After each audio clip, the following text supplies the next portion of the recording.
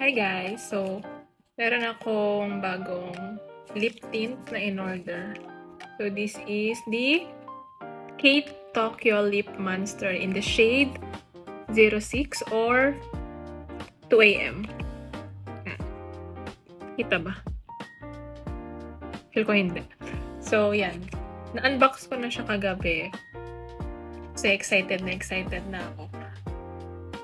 Its price is 840, pero nakuha ko siya ng 720 sa TikTok.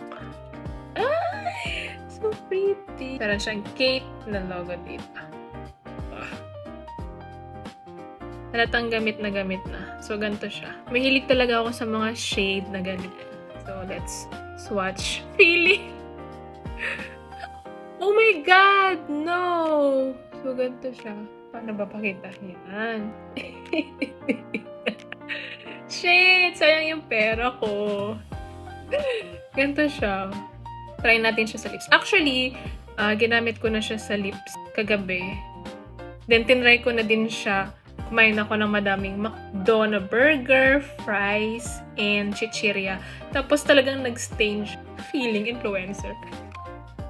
Nag-glide lang na. Actually, hindi ko siya ginaglide. Ano lang, tap. Para siyang tinted na lippy. Kaso shocks. Love it. Ganito pala yung product.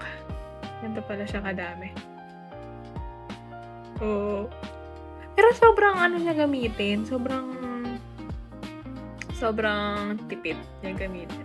This is my first time investing in a ganun price range na lippy. Ganda naman, no? Tingnan. Okay guys, yun lang. Bye! Yay!